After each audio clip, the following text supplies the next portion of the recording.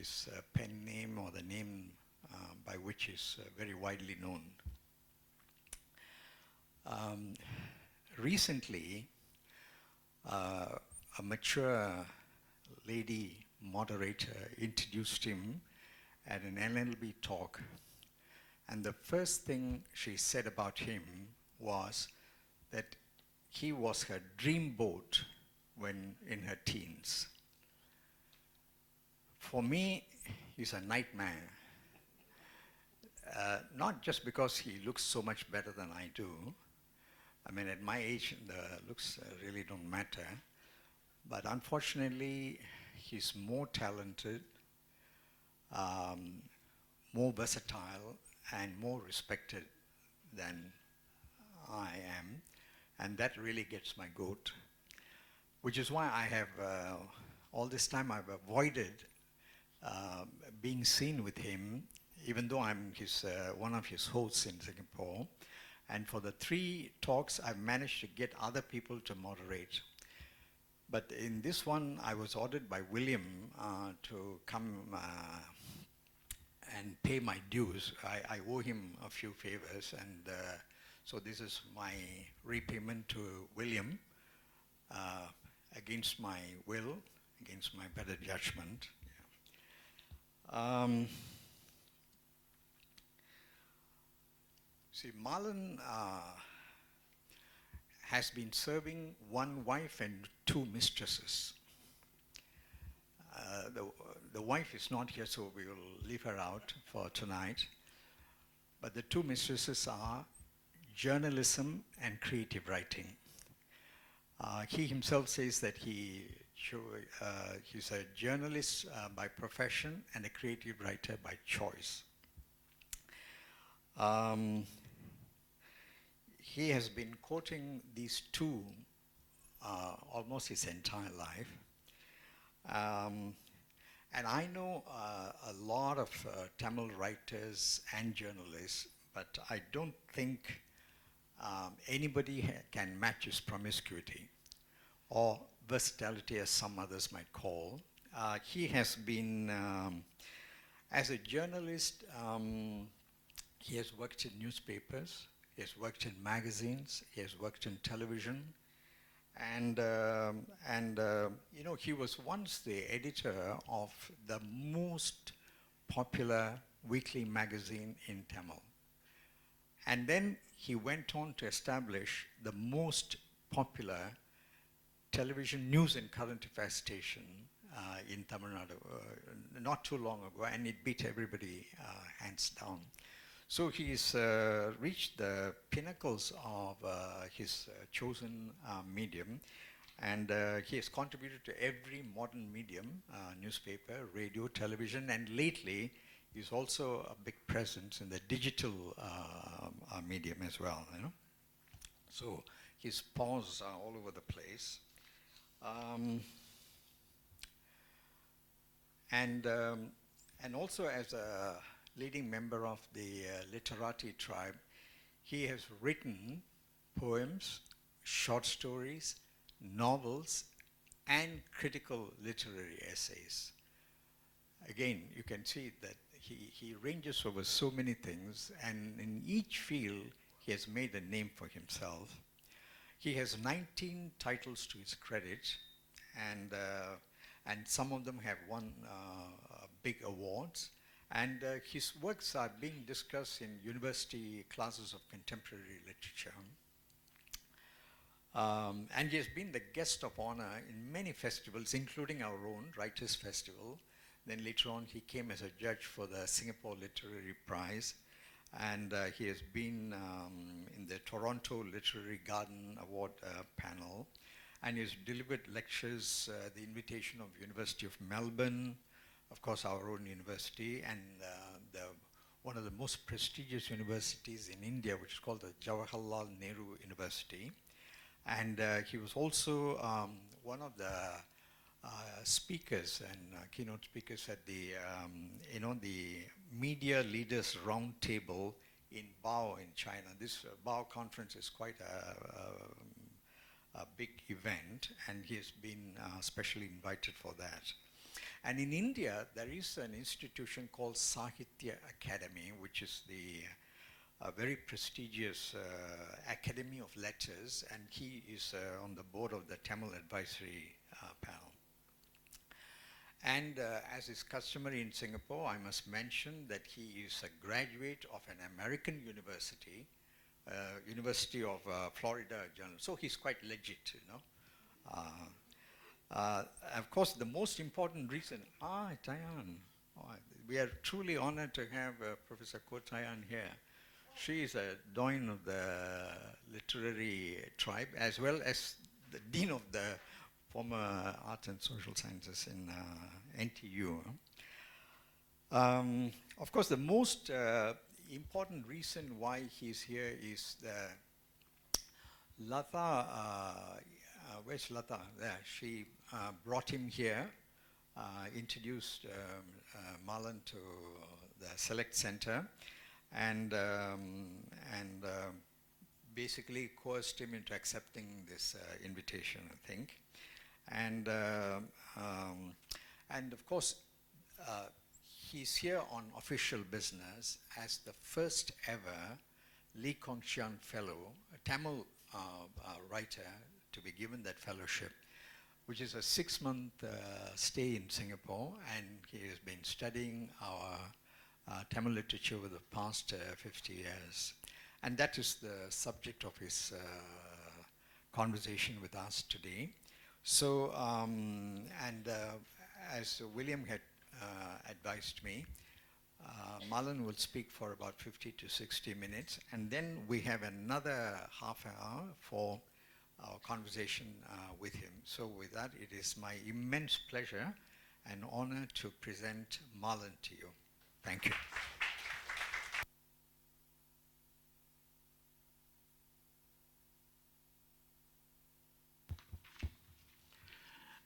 Thank you, Arun, but you have forgotten about my flirt with the Tamil computing.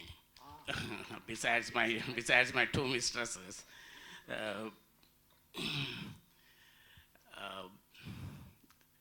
Friends, I'm happy to be here, and it's my privilege and honor to speak about Singapore Tamil writing to an august, informed audience of writers, poets, librarians, academics, and journalists.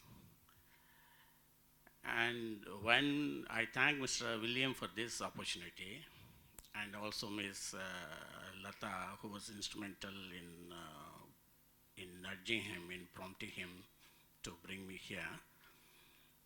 And in this talk, I'm going to give you an overview of Singapore Tamil writing. I may not be making a very critical assessment because this talk was intended for the non-Tamil writers in a multicultural society, which I wish becomes an intercultural society soon. So I may be going through the history with a bird's eye. When Mr. William asked me to speak about the 50 years of Singapore Tamil writing, I was reminded of a popular Chinese adage, which Mr. Lee Kuan Yew has used more frequently in his talks. The adage goes like this: even a sparrow though small, has 5 senses. How can I get into this?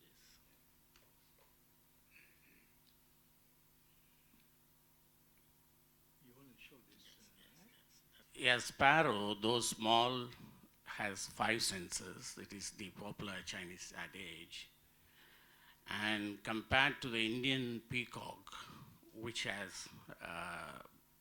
is huge in size and has a long tail, flaunting a crown on its head, and having a long beak to poke in wherever it wants to, Singapore Tamil writing is a sparrow.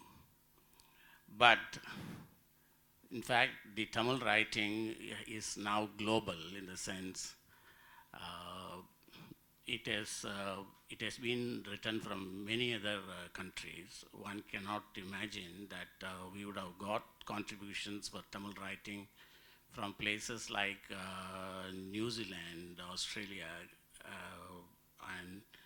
and places like Sweden 25 years back. But now Tamil has become a global language in the sense it is being contributed from the various parts of the world, from New Zealand to Iceland. So compared to that, even the Indian peacock is becoming a sparrow. But when I'm talking about this,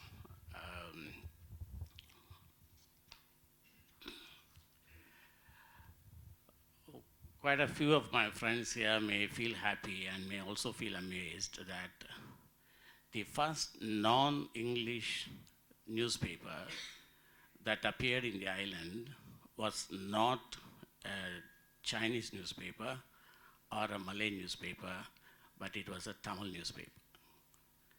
Though it appeared nearly 50 years later than the English newspaper, the Singapore Chronicle, the Tamil newspaper, the Malay newspaper appeared in 1876, and the Chinese newspaper came much later. Chinese newspaper was called Lat Pa Kong, and it appeared in 1881. But the Tamil newspaper was published in 1865. 1875. Though there is no back issues available as far as I could search, we will not be able to precisely pinpoint the date of the first publication, but there are evidences available that it was in the market in 1875. This is an advertisement that appeared in an English newspaper called Straits Observer on February 29, 1876. This is a legal announcement saying, it says that the partnership between Mr. Makhdoom Sahib and another person got dissolved, and Mr. Makhdoom Sahib went on to give an advertisement in the Straits Observer stating that the debts of the press, the debts of the newspapers, Singai Vartamani, that is the first Tamil newspaper, 1875, will be absorbed by his partner, and the debts of the press, the Dinodaya press, will be handled by him. That was that's what the advertisement says.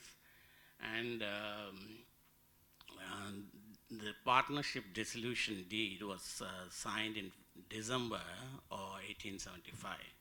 So it is quite obvious that a newspaper in Tamil existed in this island in 1875. But what is surprising is, even at the time, there was no Tamil newspapers in Penang, where the Tamil population was more in number. So it is also an evidence that the Tamil community in the island, though they were very small in number, they have evinced keen interest in reading the current affairs, and as well as some literary works. So though I'm asked to speak on the first, the 50 years of Singapore Tamil literature, I just want to give you an idea about what had happened earlier. In journalism, we call it as putting it in perspective. So the Singapore Tamil authors, the Singapore Tamil literature can be proud of two legacies that they have inherited. One legacy is a scholarly legacy that was by the scholars, the other one by the literati. If you look at the names, say Pulavar Muhammad Abdul Qadir and Sadasiva Pandidar, these terms Pulavar and Pandidar refers to the scholars. And many of my literary historians have recorded Munajat Ratu of 1872 is the first book published in Singapore, but I beg to differ with them.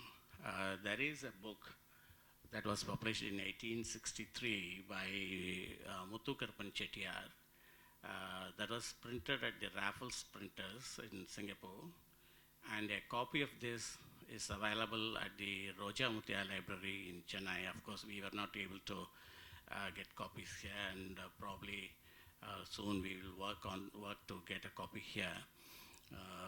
So the first printed book available is from 1863, and which means it is even before the publication of the newspaper.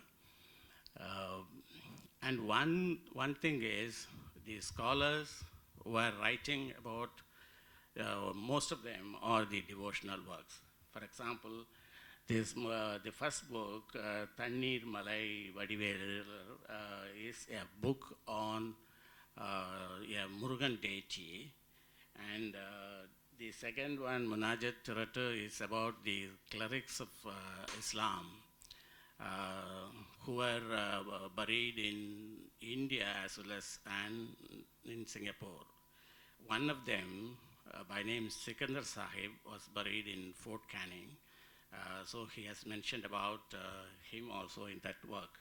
So this is the Murid Ratna Churukam or Murid Ratna Ulakam is, the Murid is a term, an Islamic term that refers to who have taken to clerics, who have become what we call in the Hindu terminology as sannyasis.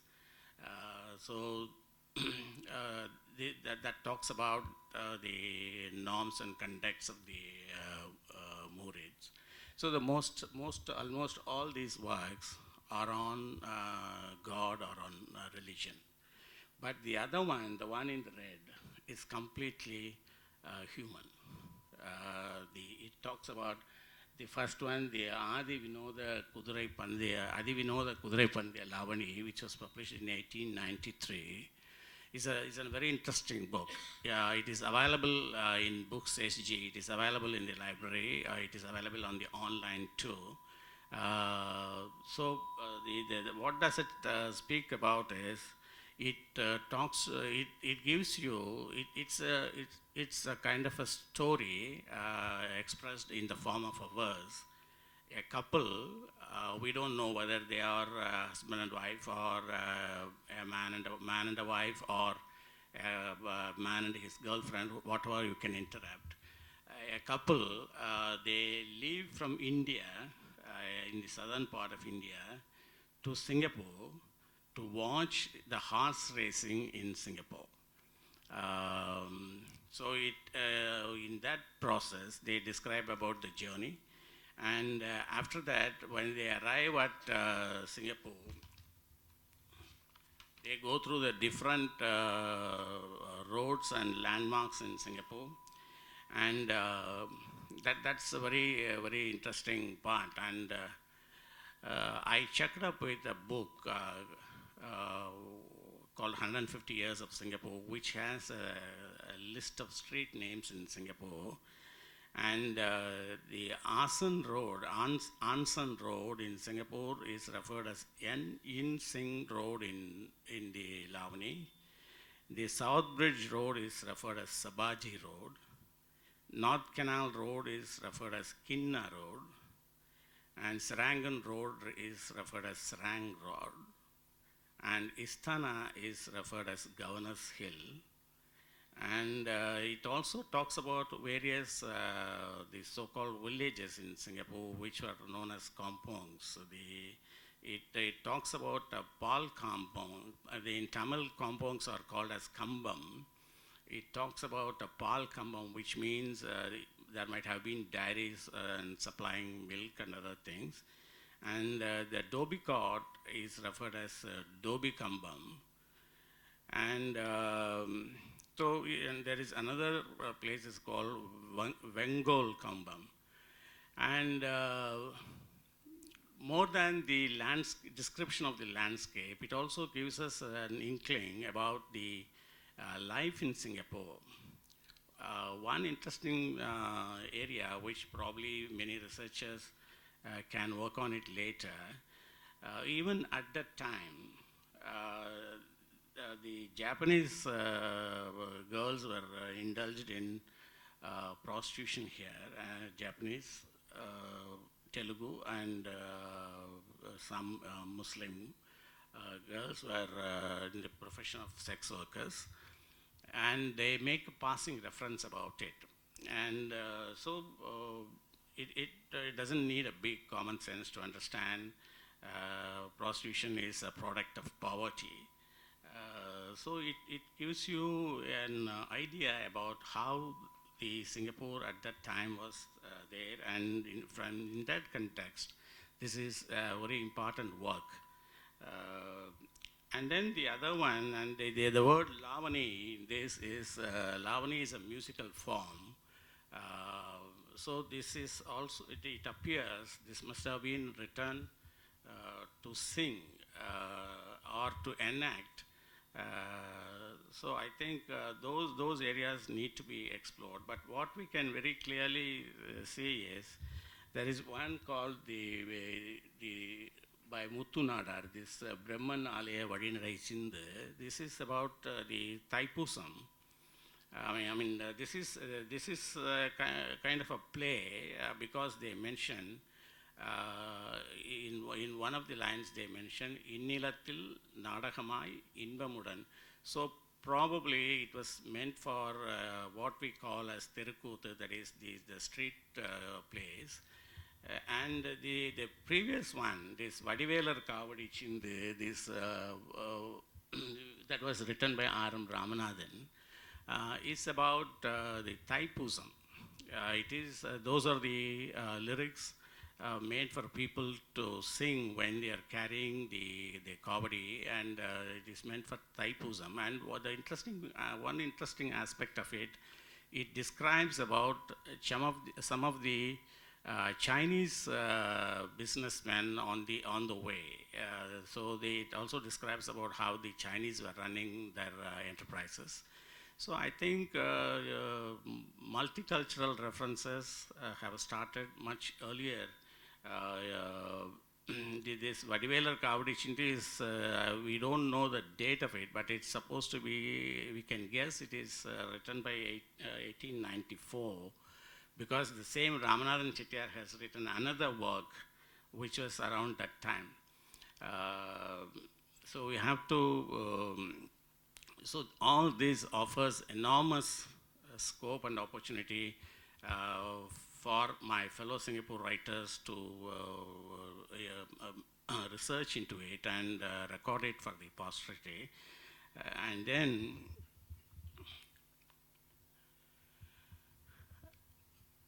that is just before the independence. I'm not going chronologically, but I'll just check.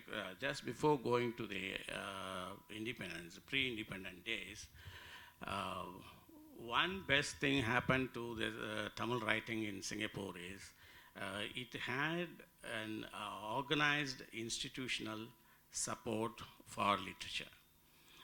These two newspapers, Tamil Murasu and Tamil Nesan, they are daily newspapers, and the Indian Movie News was a monthly, and the Tamil Murasu and Tamil Nesan, though they were competing with each other, and though they were describing each other in a very bitter terms, each were representing the voices of different people. This Tamil Murasu was born from a reformist movement. There was a Tamil Reformist Association, and Tamil Murasu was the official organ of the association, and later on it was acquired by Mr. Sarangabani, who was a member of the association at the time. And they were voicing the Tamil people's, the voice of the working class of the Tamil people, and more on social reforms, on caste, on God, on unreasonable, illogical religious practices, etc. And this Tamil Nation was the voice of the plantation laborers of the Malaya. And they have voiced vociferously on some of the issues, what we call as the Dalit issues, which means the issues of the people who were considered untouchable in India at that time. And this Indian Movie News, which came much later, but the Indian Movie News was a magazine, a monthly, published by a film distribution unit in Singapore. They were getting films from India, Tamil and Hindi films, and they were distributing it in Singapore and Malaya. Their name is Shah Brothers or something, and they came out with a publication primarily to promote the films. But because of the editor, it was edited by one Mr. Sarma, who happens to be a short story writer. He was accommodating short stories in his magazine. And of course, the Singapore history cannot be written without mentioning these community festivals. This Tamil Tirunal, which was started by Mr. G. Sarangapani sometime in 1952, January 13, 1952. It was started somewhere closer here at the Jalan Pasar area. And it continued till 1972. But later on, it became a cultural event. But in the early days, when this Tamil Tirunal was conducted, they used to announce competitions on poem writing, on short story writing, and so a lot of people enthusiastically participated in those competitions. So the festivals became an occasion. And the newspapers, strictly speaking, are not newspapers in the journalistic sense, but they were also promoting literature. They were conducting grammar classes, particularly Tamil Murasu conducted, Mr. Muru Subramaniam conducted grammar classes on writing verses. In Tamil, we call that as Venba. And then when Tamil Murasu stopped its publication, Tamil Malar came. Tamil Malar also, they were running similar classes. And there was a literary appreciation class was piloted by the newspaper that was called Rasanai Vahupu, where the short stories were viewed and reviewed. And so there was enormous support came from the institutionalized infrastructure for promoting Tamil writing at that time. But what was missing is there was no forum for a critical assessment or critical appraisal of the works that were made, other than the Rasanai Vahupu, which was organized and conducted by the editors of the papers, and they might have used more of a editorial judgment on the stories rather than the literary values of the stories. And so at that time there were a lot of writers, but no critics.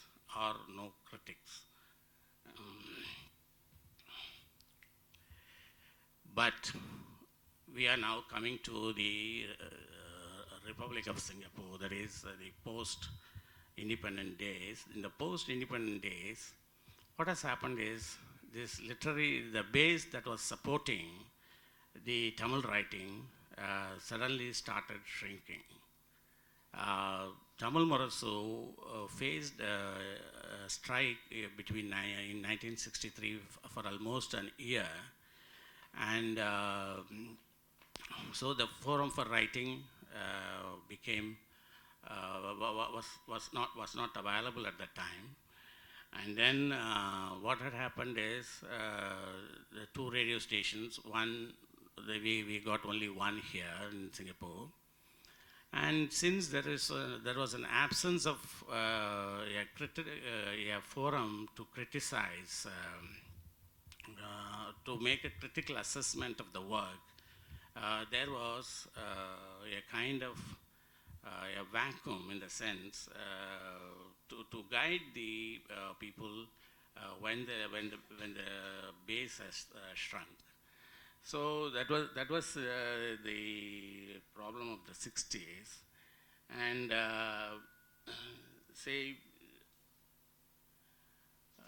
you can do. And this Tamilar Tirunal, of course, there was a typical the typical attitude of Tamil community. Then it got divided into two: Tamilar Tirunal and Pongal Tirunal. And then, of course, Pongal Tirunal they were also promoting some competitions. But what happened is, soon after the independence, because of the government policy to promote one country, one nation, one people, it became increasingly difficult for anyone to start organizations on the basis of the race. So the existing organizations declined. In 1967, this Tamil Tirunal organization, which was originally known as the Dravida Munnetra Kazhagam of Singapore. Dravida Munnetra Kazhagam is a political party in India. They were asked to change the name into Tamilar Peravai, which means Tamil Forum, and it started. Both the Tamil Pongal Tirunal started dwindling, and this caused a kind of a predicament in 60s. But I would say the two writers who emerged in 60s are Ilangannan and Govindaswamy. Govindaswamy started writing in 1968. He came with his first Tamil work, which was called Kadal Vazhuma, that appeared in Tamil Murasu. And then Ilangannan in 65 with Diwali. Diwali means the pain of fire, not Diwali. Don't confuse yourself. And then by if we move to, and we should understand one thing here is, I would, if I'm permitted, I will categorize the Singapore Tamil writers into three different categories. I will explain it why I do so. One is the early migrants from Tamil Nadu and Malaya. The other one are the Singapore-born writers, and then those who migrated after 90s, the recent migrants and the PRs. How this classification is based? Because if you, not just because from where they come, but it is because how they approach the literature. See, the early migrants were strongly believing in the Tamil identity. If you look at their poems, if you look at their works, they were talking very more close to a rhetoric. They were talking about the Tamil identity, Tamil language, the pride of being a Tamil, and all these things. But the Singapore-born writers, they were looking for a different identity, an identity as a Singaporean, because they were born and they were raised here, so they had come across a different kind of a life. So they were looking for an identity as a Singaporeans. And then the recent migrants, they have become global. They don't look for these two identities. They look for an identity as a writer writing in Tamil for a global audience. So this is a major thing. If you look at it from that context, these two people, the Govindaswamy and Kannabiran, Ilangovan, both of them were born in Singapore, and they were trying to write about the issues of Singaporean. They were writing about, particularly Langanan wrote about the underdogs of Singapore, and Govindasamy wrote about the leadership crisis that emerged in 70s. But 70s, we have a good news. 70s was a period of resurgence. By late 70s, just before the end of 70s, many organizations sprang up. Govindasamy himself, along with quite a few other writers, some of them are here, Kannabaran is here, and they formed a forum called Ilakya Kalam. Ilakya Kalam means literary forum.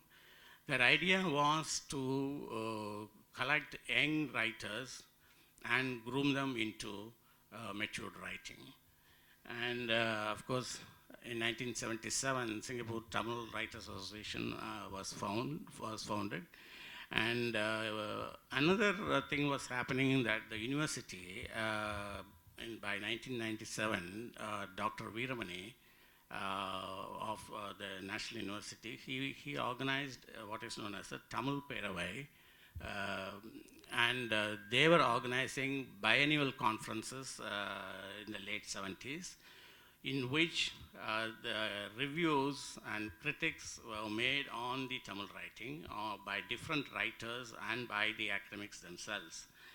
And that gave an opportunity to the writers of what is happening in writing at the time. And Devan Nair inaugurated this Tamil Language Cultural Society. He was a patron for the society.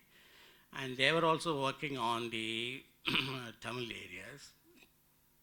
And Mr. G. Sarangapani passed away in 1974, I think. And this was an organization founded by him, this Tamil Representative Council. Tamil Representative Council was a kind of a federation wherein many organizations represented, and they were handling the education of, the Tamil language education.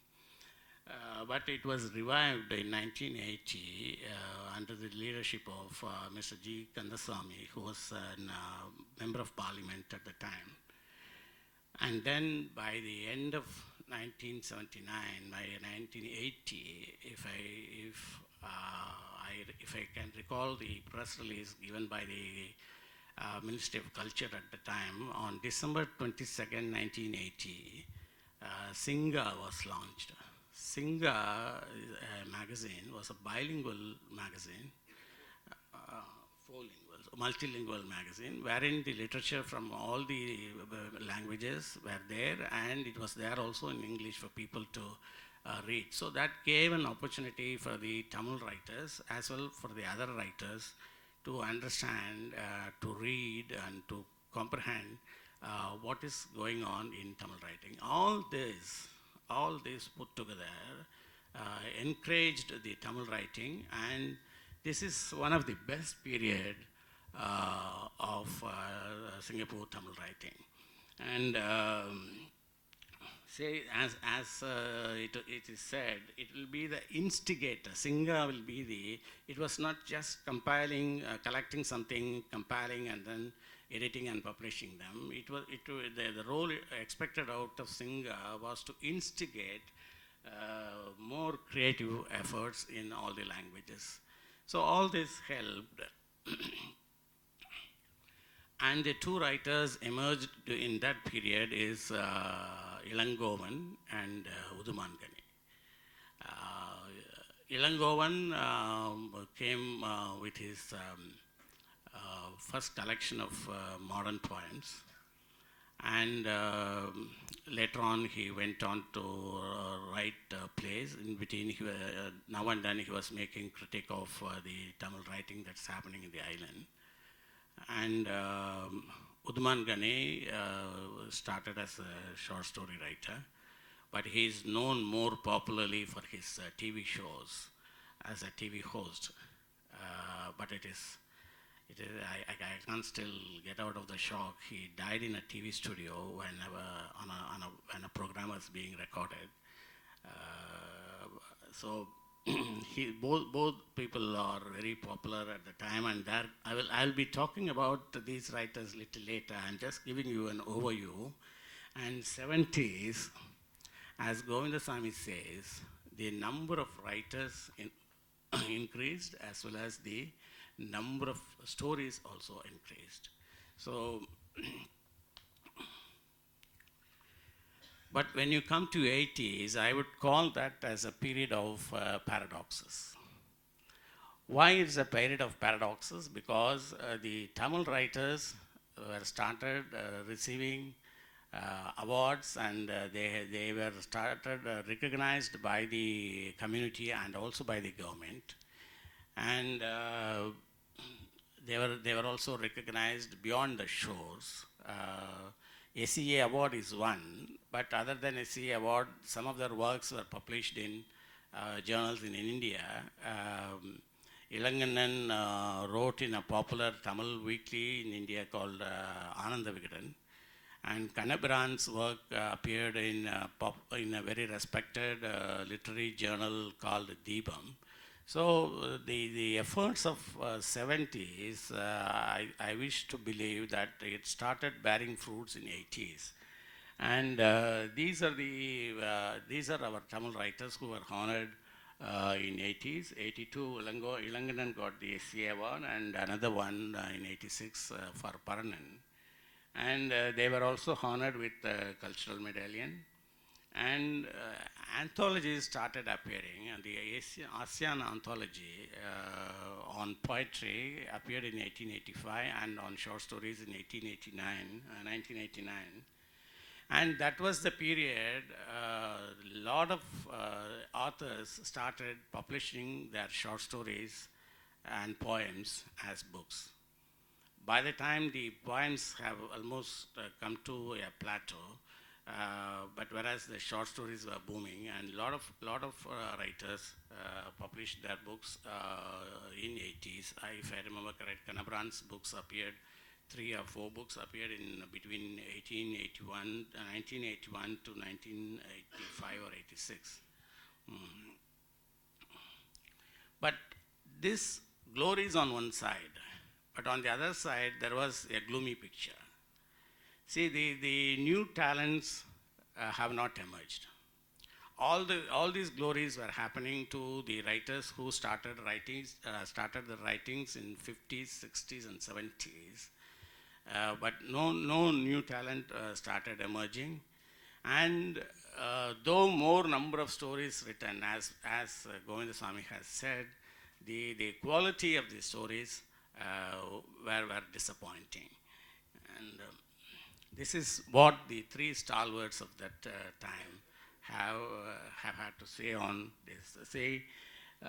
In spite of, 1983, I think, 1983, the government started national level short story competitions with the support of the language newspapers here. All the 4 language newspapers were asked to support a national level short story contest. And that was there for over 6 years. In spite of it happened for 6 years, no new talent emerged. And Ilangovan goes a step further. He is reviewing about the Ilakkiya Kalam that was started in 76 by Govindasamy and others. He says, in spite of the Ilakkiya Kalam's effort, we were not able to produce a new crop of writers. And then Ilanganan is quite forthright in saying that we have been writing, we have been fleecing the dead horse.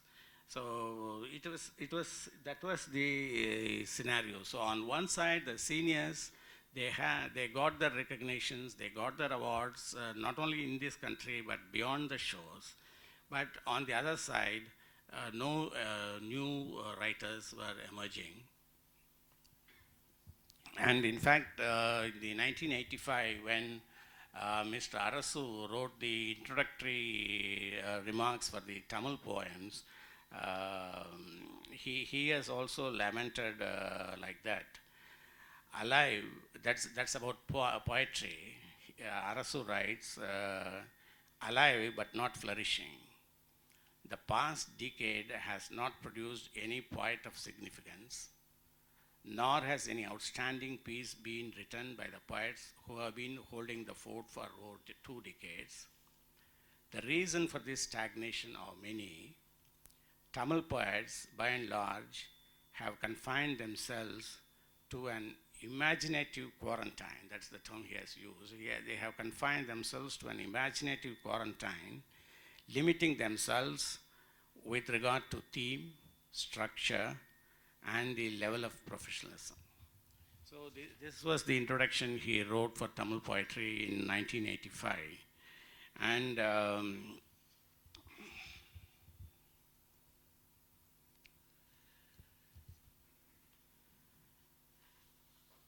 and 90s, when we are coming to 90s are the period of new arrivals, which they have been hoping to happen in 80s. But these new arrivals, they are diaspora writers. They came from India, and the migration to Singapore during the colonial days, if you look at them, they were primarily convicts, coolies, and clerks, and of course some teachers.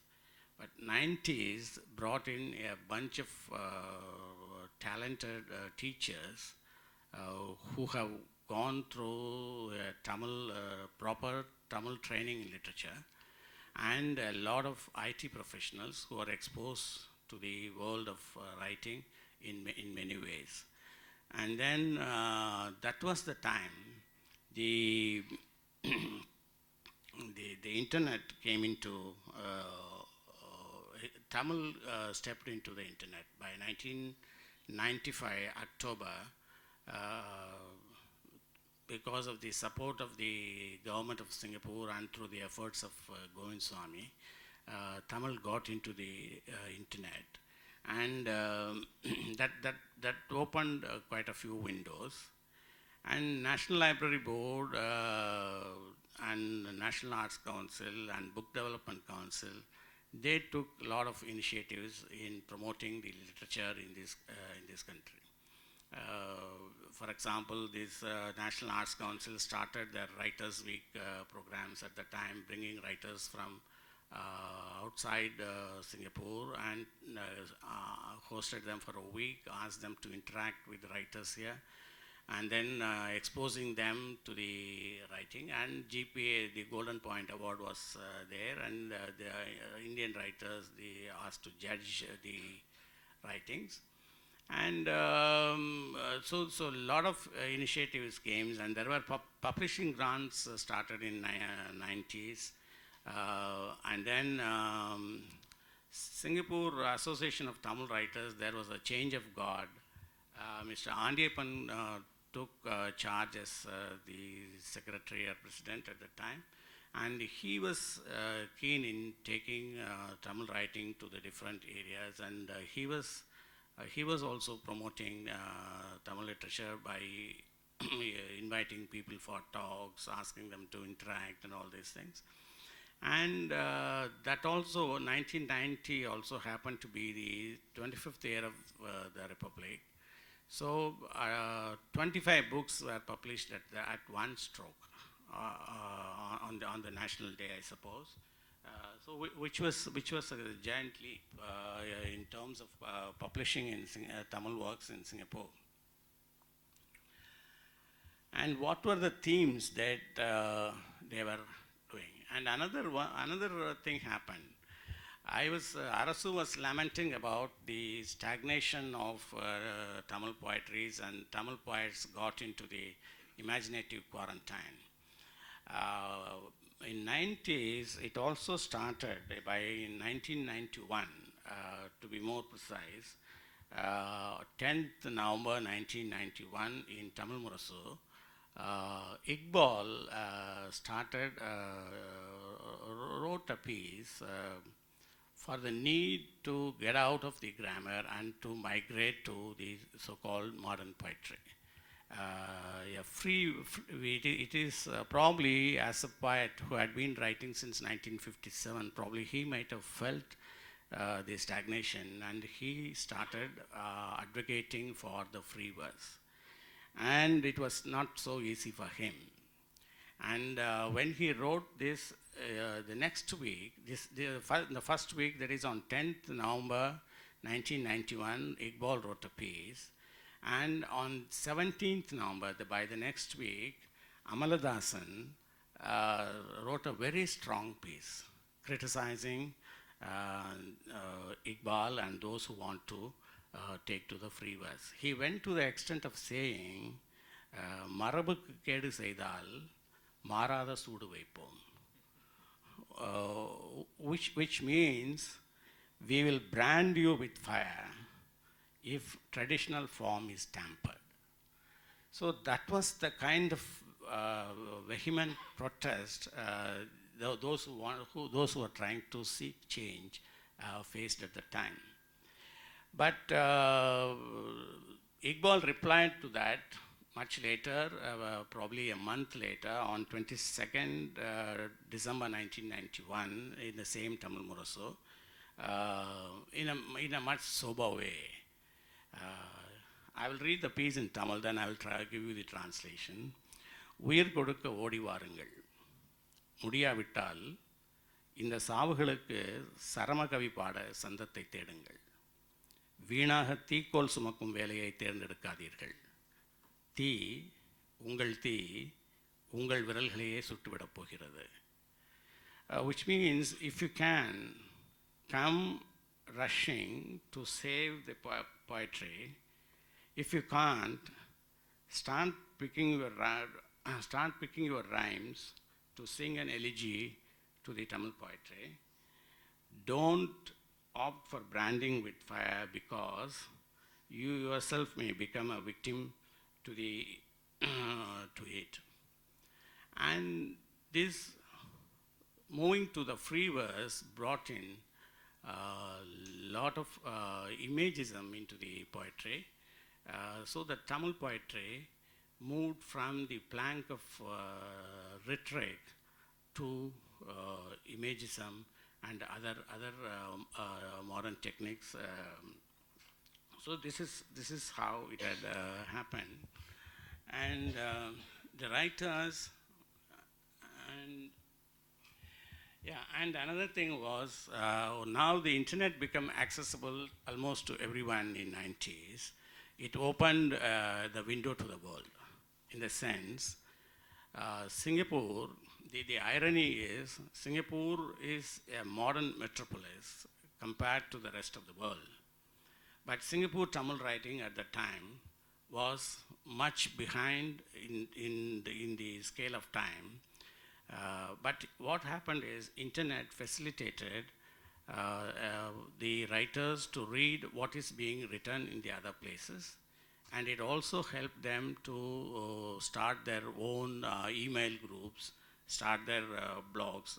Mr. Pazhaniappan was there at the time. We all formed a group, email group, wherein we were exchanging views and other things. So I think that became a turning point. And then most of the writers who started writing in 90s, particularly those who came from the shores apart, they started this making it new approach. Ezra Pound, I don't know how many of you have read it. Ezra Pound made a theory.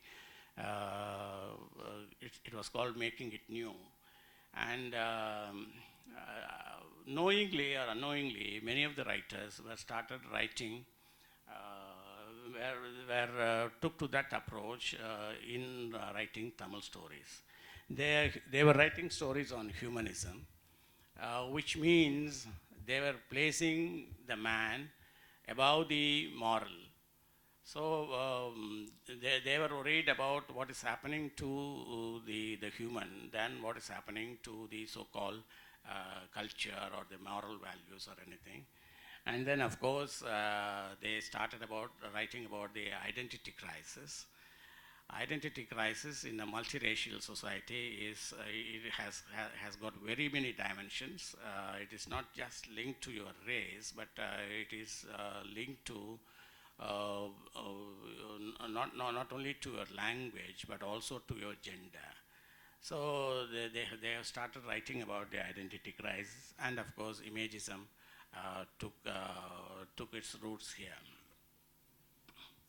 And there are the notable writers emerged in 90s are two writers who happen to be female, but literature has no gender.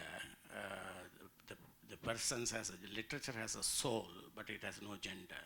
So I won't call them as women writers, but the writers who happen to be female, Lata and Jayanti Shankar.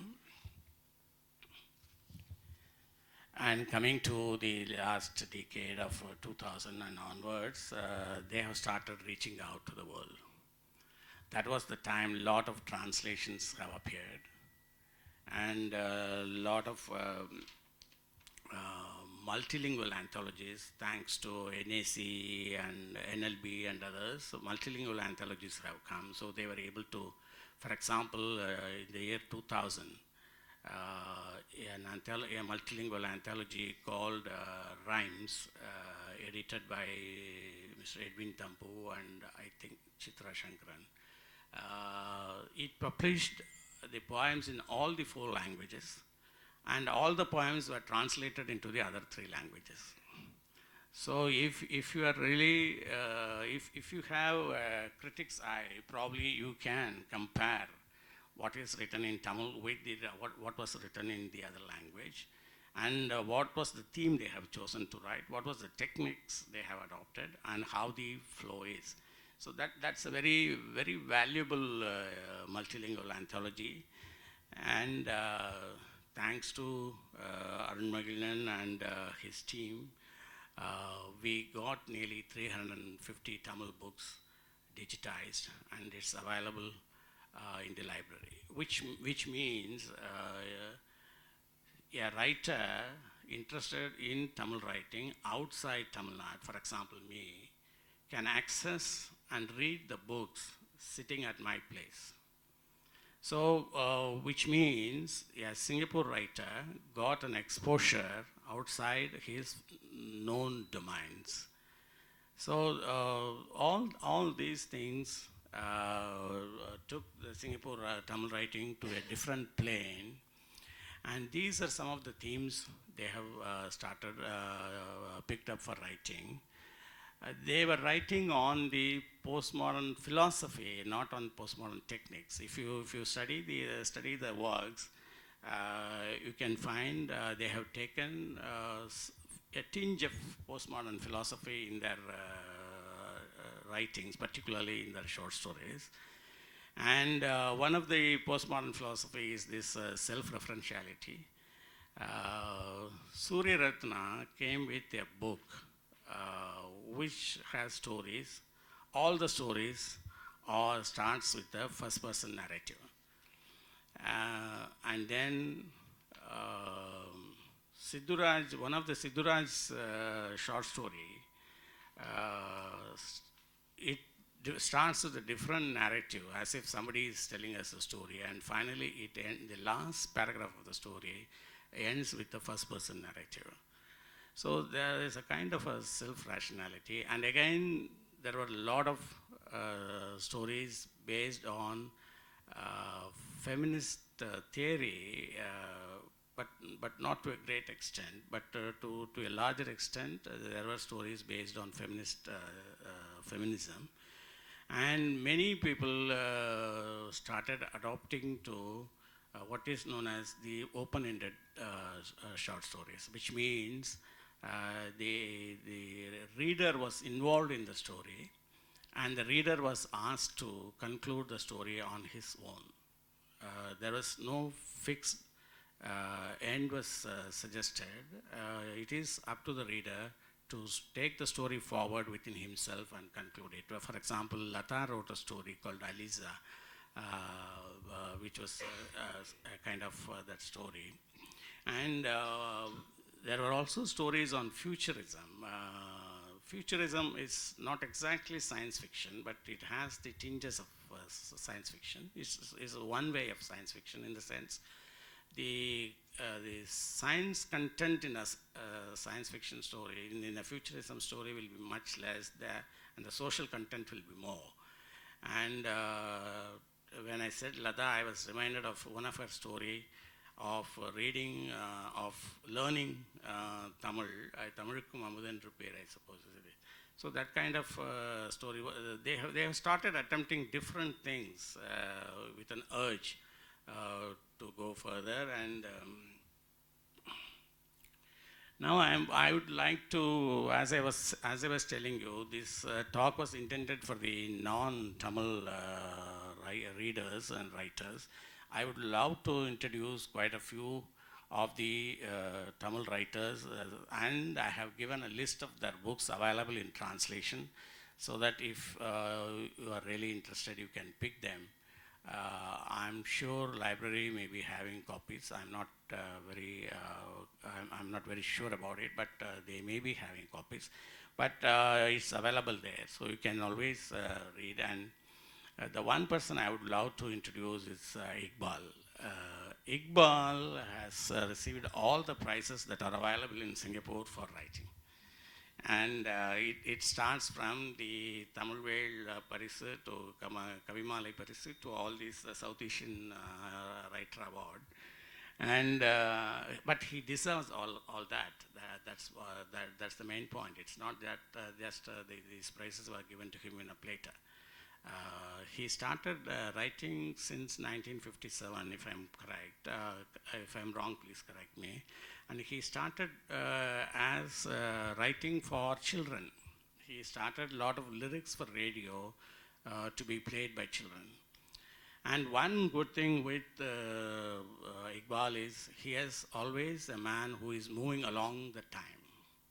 A man who started primarily writing for children in 1957 is still writing, and he has migrated from the traditional verse in which he was a master to the modern poetry. And he has brought in a lot of new elements into the poetry. I will just read a piece of his work for you to understand how good it is. And this was translated by Palaniyappan. Iqbal wrote it in Tamil, and he translated it.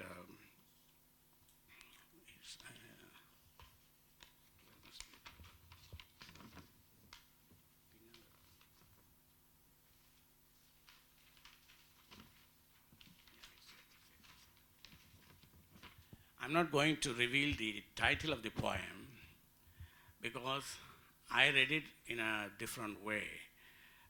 Imagine you are a writer and you are burning with an urge to write something.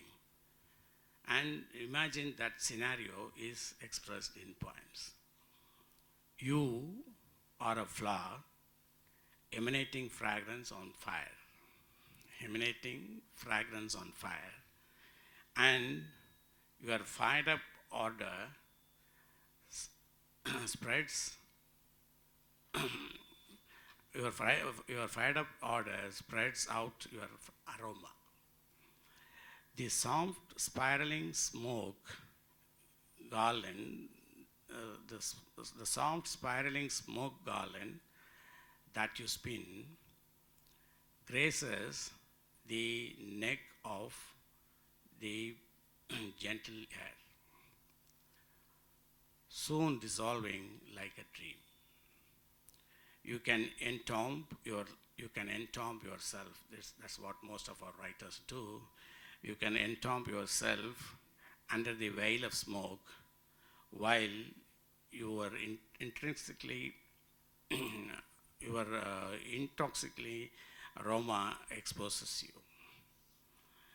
While you ooze with fragrance, the fire reduces you to the ash. The dropping ash bears no resemblance to you. All the flowers kindled in fragrance are like you, but remain as unburdened in case unburdened incense sticks. Incense sticks and flowers may fade and be gone, but their aroma stays within us in our memories. To journalize life in exotic fragrance is an exhalating poetic spirit. The title of the poem was Incense Sticks. Ultimately, a poet could also be an incense stick when he is burning with some urge to write something, but when he is not able to. Another writer who is also among us is Kannabiran. Kannabiran is also a celebrated writer in the sense he has received very many coveted awards of this country. And Kannabiran started writing in late 50s, but he wrote more. He literally took a break, and then he came back with a lot of energy and vehemence in 60s and 70s. He had a good pair with Govind Swami and others. So he started writing, and he had written about a variety of themes, and he hardly repeats himself. He repeats himself only in the format and the technique he writes, but the theme, he has dealt with various themes. Some of his pet themes are on teaching Tamil in the schools. He himself is a teacher, but not a Tamil teacher. He was an English teacher. And of course, English teachers were also asked to taught Tamil at the time, so he did some Tamil teaching. And not only that, one of his a short novel, which is not discussed much in Singapore, it is called Pedum, which means Pedum is pedestal. It is a conflict between the power and the art. To put that story in one single line, is the conflict between the power and the art. I need not explain it further, and all good Singaporeans can understand what it implies.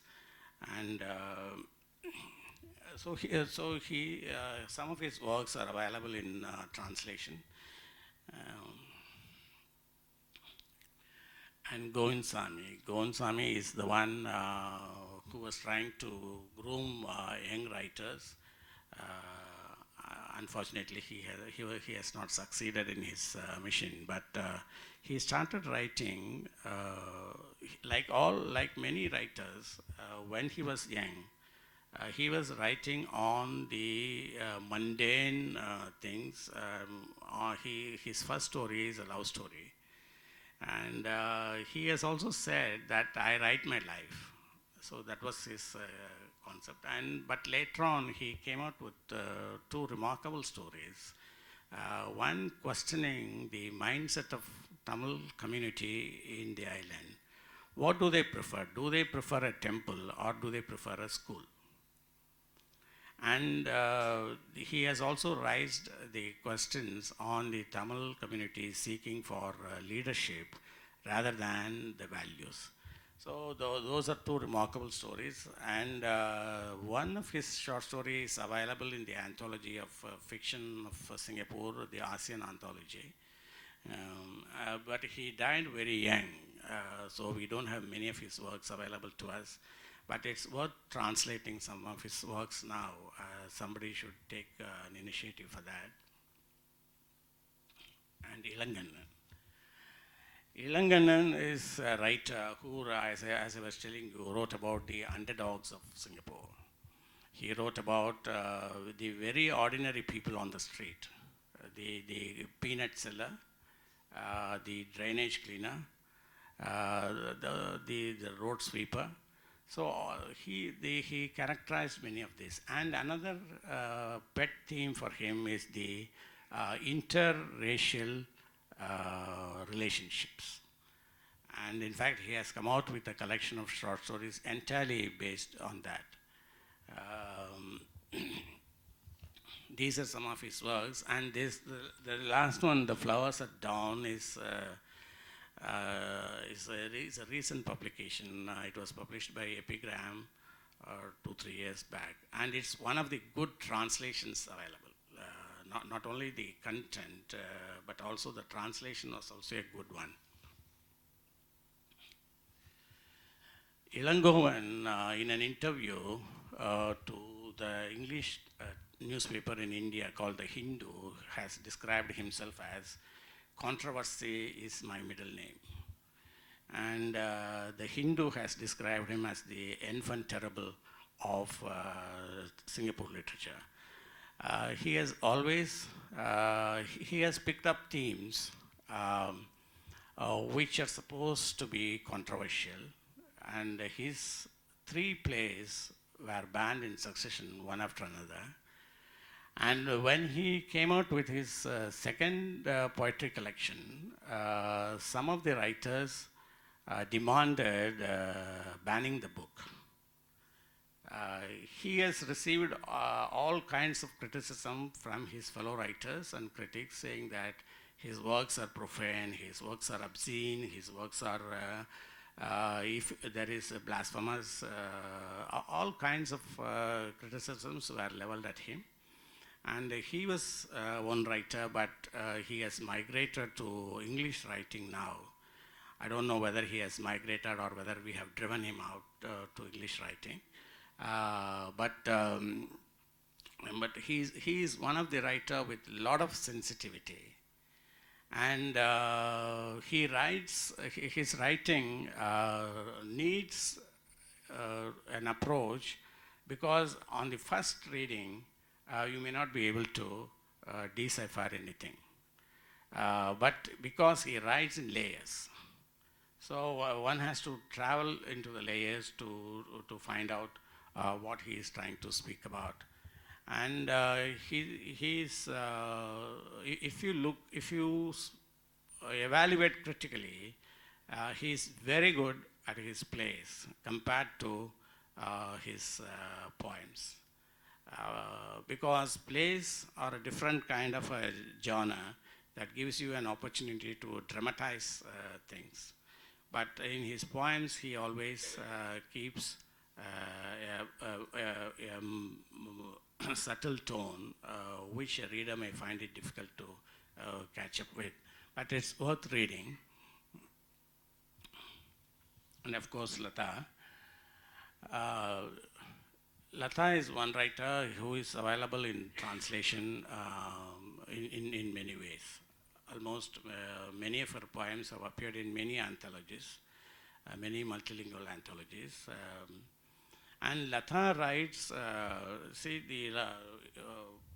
the book, she came out with a short story collection quite some time back, The Woman I Murder.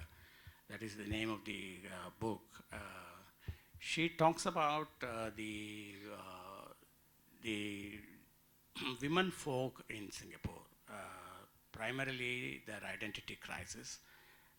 She has dealt with various kinds of women, but the common thread that passes through is the search of their identity.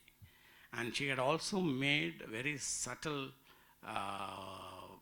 notes about the so-called racial discrimination that is in Singapore, which we may not love to believe, about a taxi driver asking her when she says, "You don't know Malay? Then who are you?" So there's that kind of, are you a Singaporean? If you don't Malay, then how you call yourself as a Singaporean? That kind of discussion he goes on.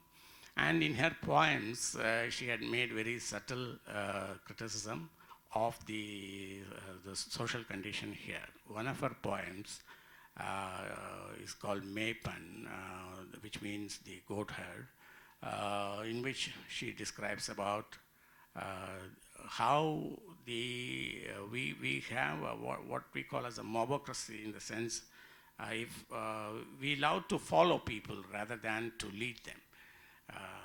That kind of a thing she has mentioned. And in another one, soon after the Iraq war, I think she might have written that poem, how people are living in apartments are hesitant to discuss about the political situation.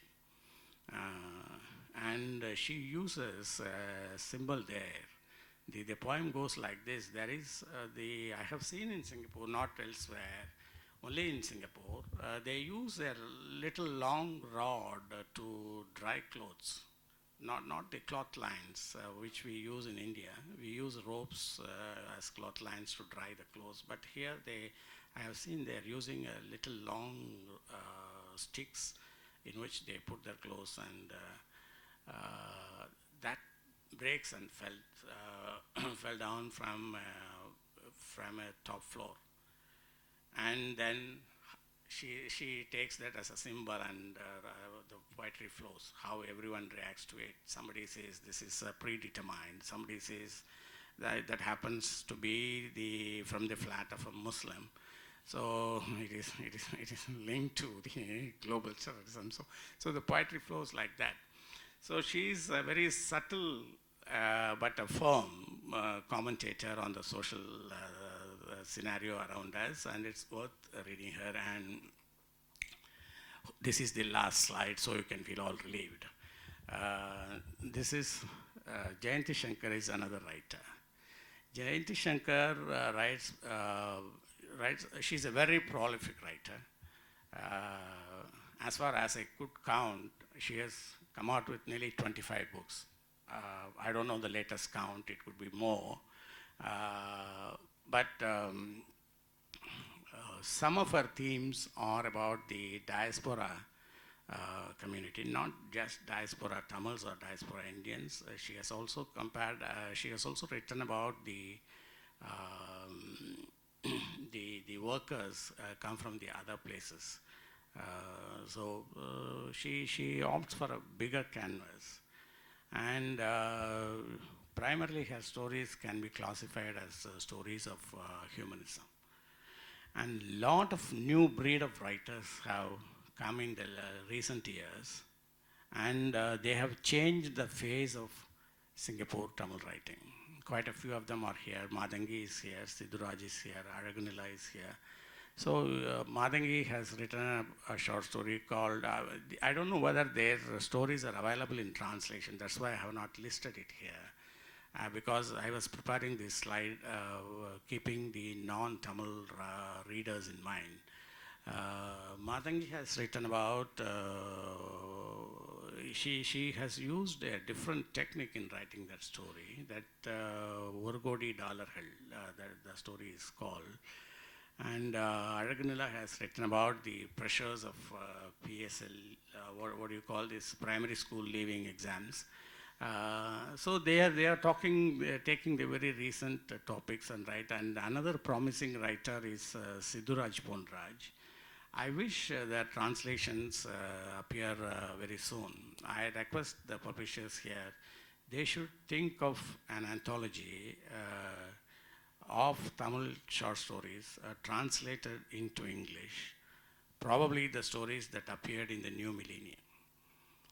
And I will assure William and other publishers, because many of the Tamil children would love to read the stories not in Tamil, with which they are not comfortable. They would love to read it in English, with which they are comfortable, but because they are the stories of their family, their community, so the scenario will be very familiar to them, but they would love to read it in a language with which they are comfortable. I think I have given you an overview, and whatever the slips I have made, whatever the gaps I have left, and whatever the mistakes I have made, Arun is here to set it right, and the floor is open to you, and you can also set it right if you so wish. Thank you.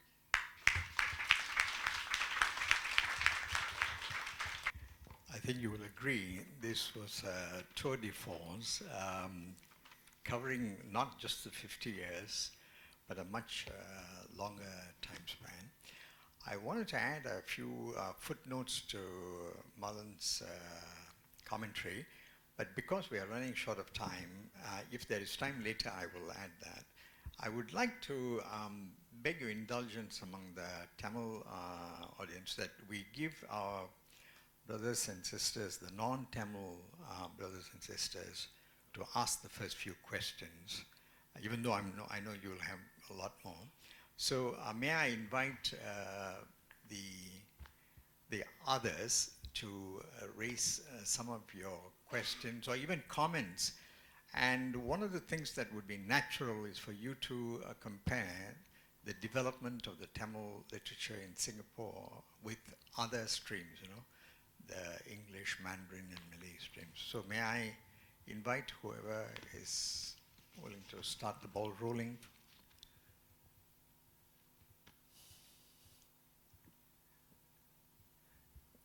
Surely we have to. Professor Ko and I and a couple of others are involved in writing a book on Singapore literature, putting all 4 language streams in one little book, so that we have the opportunity to make a number of comparisons. So, okay, please. Yeah.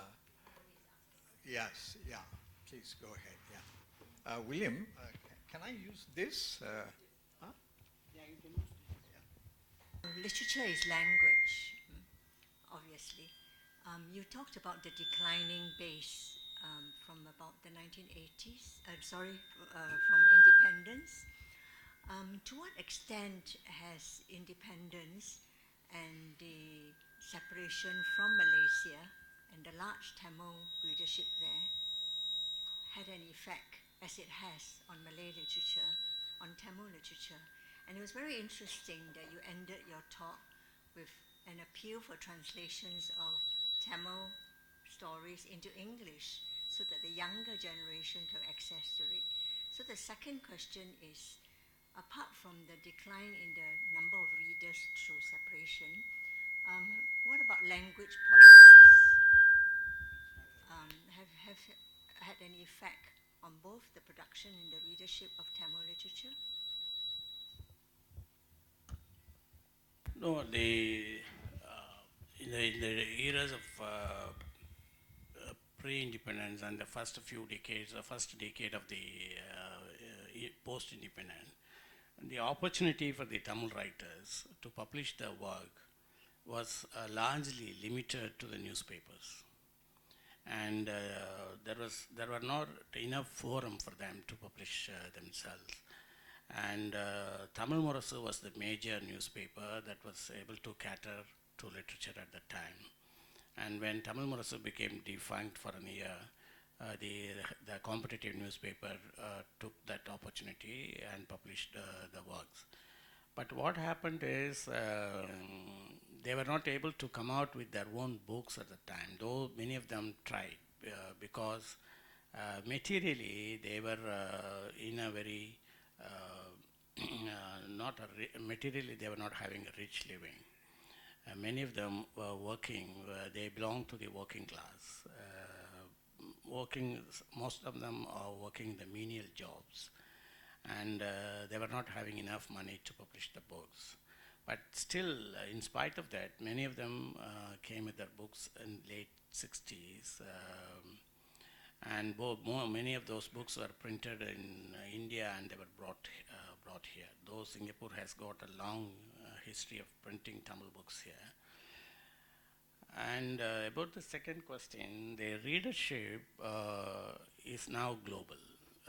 If they opt to go to the internet.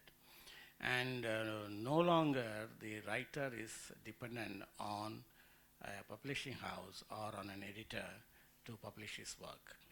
He or she can straight away open a blog and publish it and forward the link to the social media. And but what is happening is we are still living in we are living with a mindset, say, unless you read something in print, you don't feel intimate to it. So now, even after Singapore became a republic, some of the writers were writing in Malaysian newspapers, And they have a grouse against the Indian Tamil newspapers and periodicals because they have been long telling that we are ignoring them and we are not recognizing them. But now things have changed. Some of the people here, Jayanti and Madangi, they all they came to Singapore in 90s and later. And after coming, many of them have started writing after coming to Singapore. And their works were published in the leading periodicals in Tamil Nadu, in India. So I think the boundaries have diminished now. They are becoming thin now.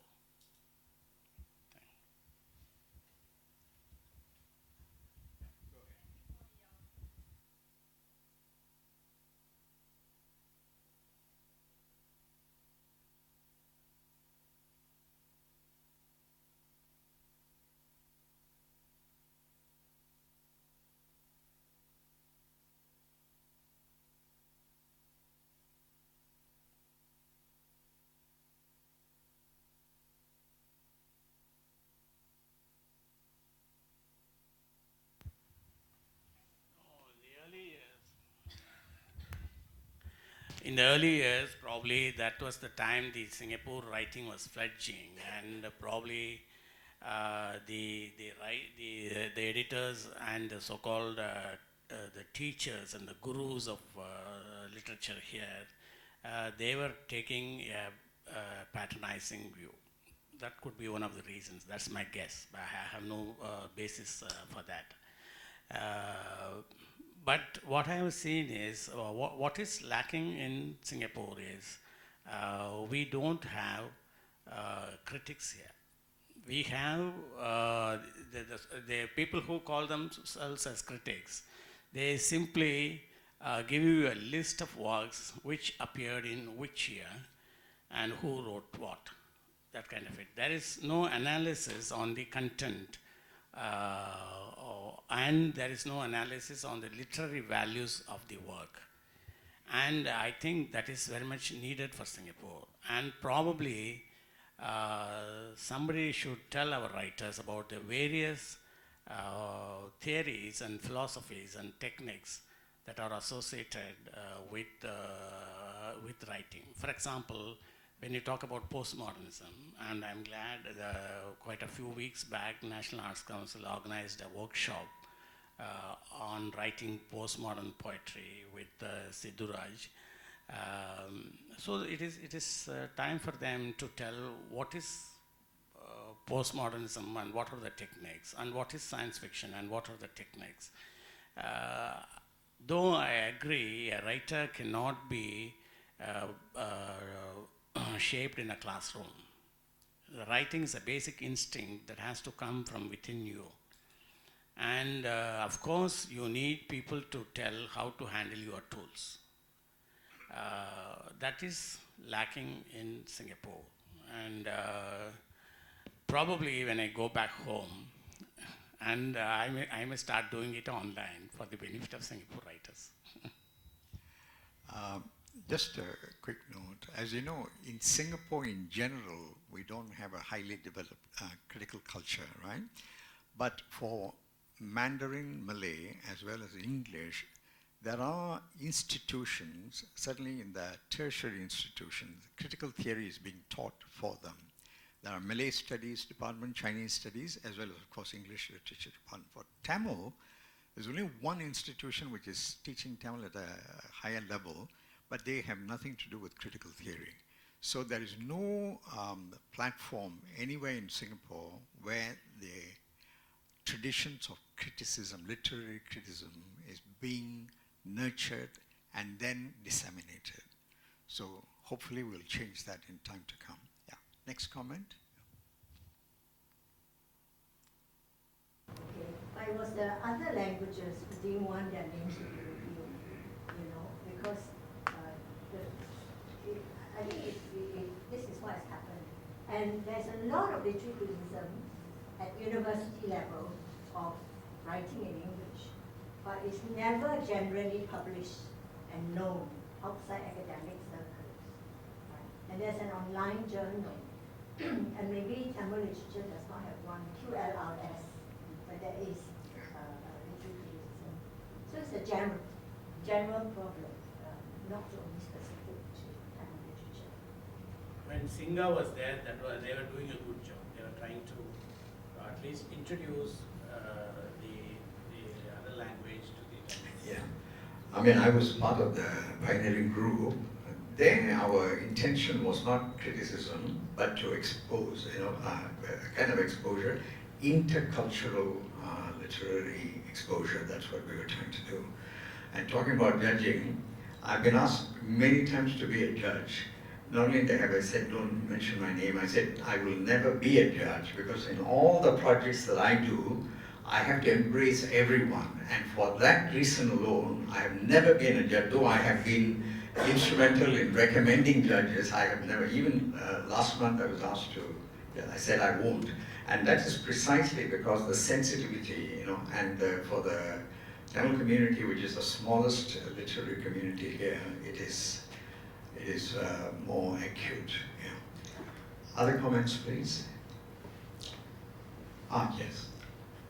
Sorry. Regarding the Kudripalli novel, as Alice told, girlfriend. She's not a girlfriend, she's a wife. There are 7 poems about blessing God. Then they go to Guru, then they get blessing. Then they prepare food for, while they are coming the vessel, they get a food. They prepare food for, in Tamil they told Kattu Soru. They are prepared for that. I think he is a wife. But that is what you assume, but there is nowhere it is said that they are husband and wife. They seems to be lovers. Yeah. No. I don't want to use the term girlfriend because that may sound derogatory in the Singapore level. But I think I don't think there nowhere that is mentioned there. Yeah, because in the time where the Vendasamy, he wrote that 1863. So that time I thought that no girlfriend. Yeah. Okay, if you don't have any comment, I just want to add a couple of footnotes to, especially since there are non-Tamils here. In the Chinese literary circles, the earliest influences, one of the most important influences of the main folk movement and its impact on Singapore literature. In the case of the Malay literary life here, Asas 50 had a tremendous impact. These were all very seminal as well as highly, they were path-breaking. In the case of Tamil, it will be interesting for you to know that he touched on it earlier on. Those who came from India, they were very deeply influenced by the reformist movement in India. This is some would say anti-Brahminism, some would say reformist ideas, certainly about the liberation of women and so on and so forth. So those authors who imbibe these Indian or Tamil values, you can see that very strongly reflected up to a point almost that is didactic, or it was written just to change the world, change the Tamil society. Whereas today, you will find a lot of young writers, including Lata and Sidhu, trying to change the community. They are not preachers. They are really sharing what we generally know in other literature as the interior landscape, you see. So that's a very important thing. Each language group, the Mandarin, Malay, and Tamil streams had external influences at one time, except the Malay one is indigenous, And the Asas 50 is actually at that time, Singapore was a center of Malay intellectualism, even for Indonesia, Malaya, and so on and so forth. Whereas for the Chinese and the Tamils, the external influence was very, very strong for a long time. But now, just like in the Chinese case, we have new poetry or new literature, And that is also happening in the Tamil world, not just in terms of new verse, but actually new literature is coming. But at the same time, today's writers are very widely read. The Tamil writers are very widely read, and they read in English. I mean, like Sitturaj, he actually, I think he's proficient in Spanish. So we are getting a new breed of Tamil writers who are not only contemporary, but cosmopolitan.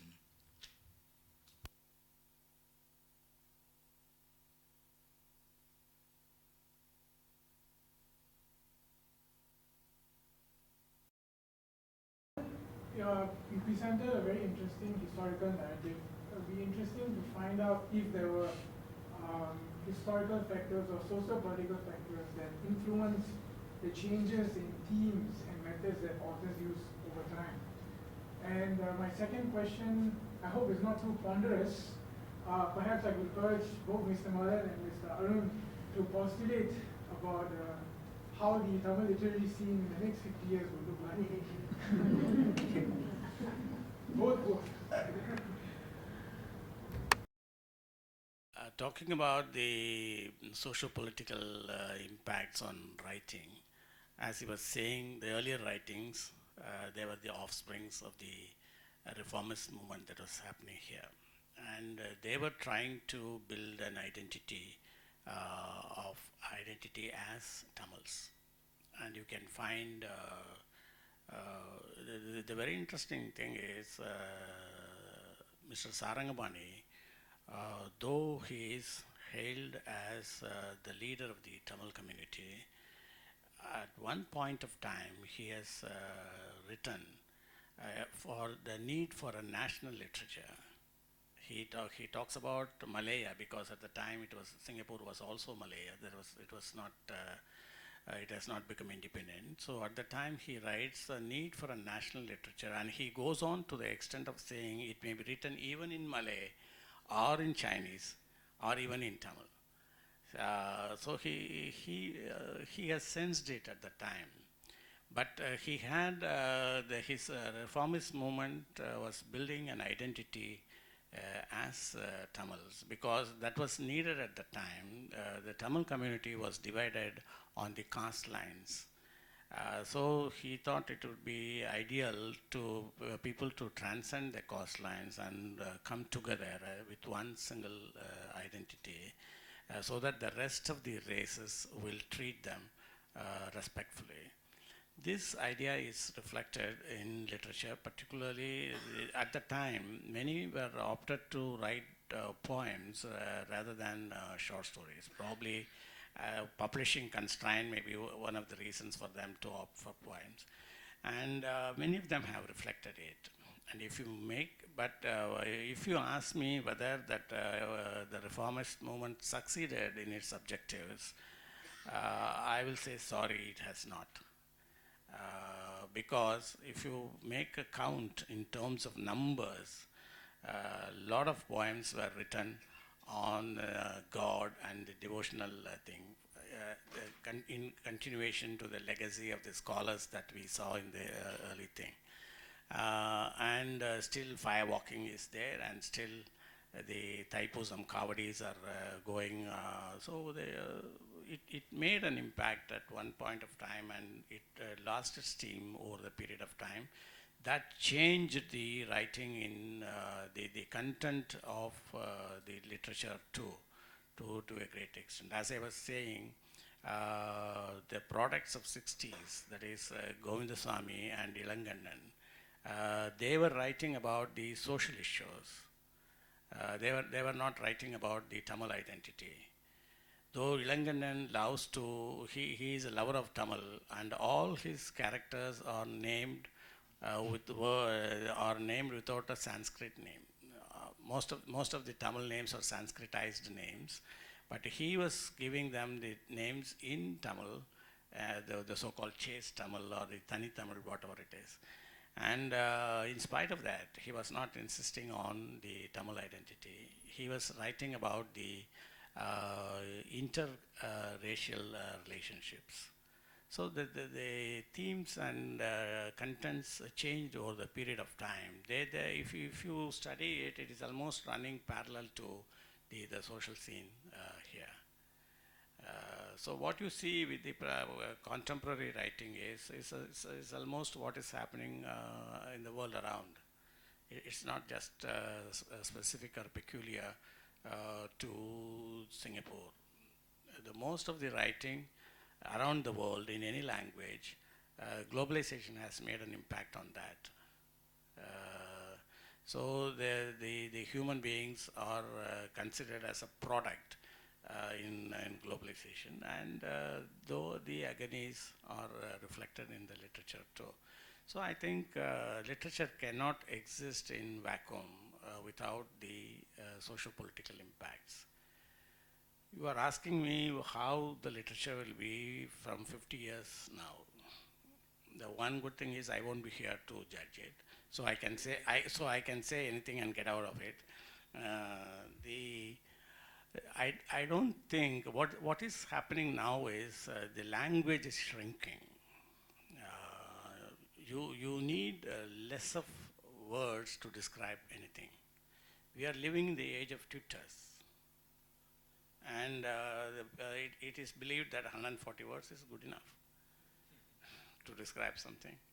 And if you want to read more, I will give you a link. You go and read there.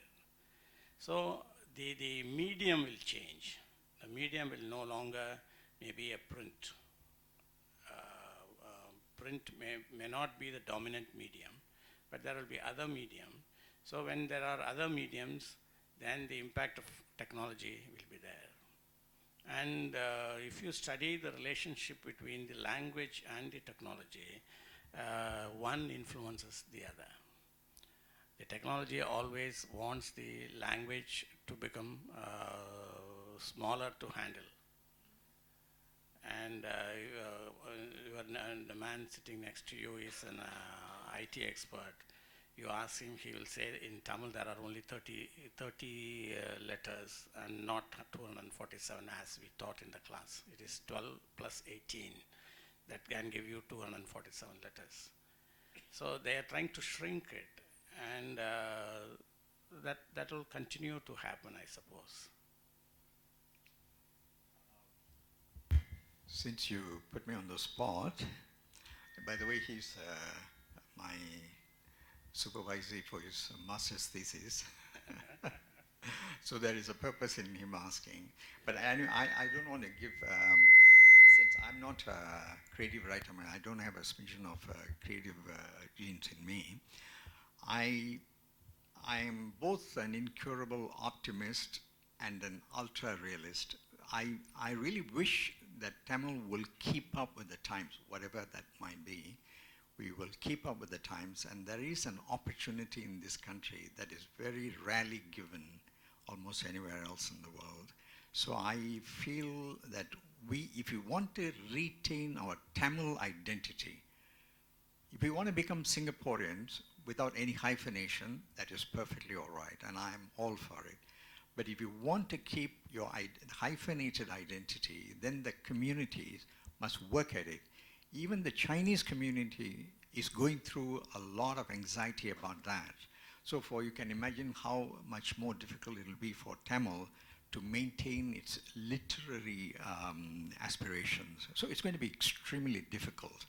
But I do believe it is possible, and it is highly doable if we can focus our limited energies in the right areas and take the right directions. That's what I believe in. Now, in the event it doesn't happen, I have also been working for the last few years in recording, in documenting all the things that this little community has done here. So 100 years from now, if there is no Tamil language here, at least we will know what it was 100 years earlier. So that's what I'm doing. And I think I have to end there. William has already given me the signal. You know, the thing about Marlon, he's been here for just about 4 months. When he gave the first talk in Tamil, practically everyone was so impressed that he has almost mastered the entire collection of our writing, which is really quite remarkable. And he has a phenomenal memory as well, because I looked at his notes and some of the dates he was just reeling off, from his top of his head. So I'm truly impressed, because I've been through this sort of things many times before. We have a lot of fly-by-night parasirias or professors, as we call them in English. They come and then they pontificate with very little substance and even less understanding of the situation here. Marlon has actually done a really good job in the last two talks that I've sat through, and it's quite remarkable. And the reason why we invited him is to give the outsider's point of view, outsider looking in. And I feel that Marlon has done a remarkably good job, and I hope you will join me in showing our deep appreciation for what he has done. Thank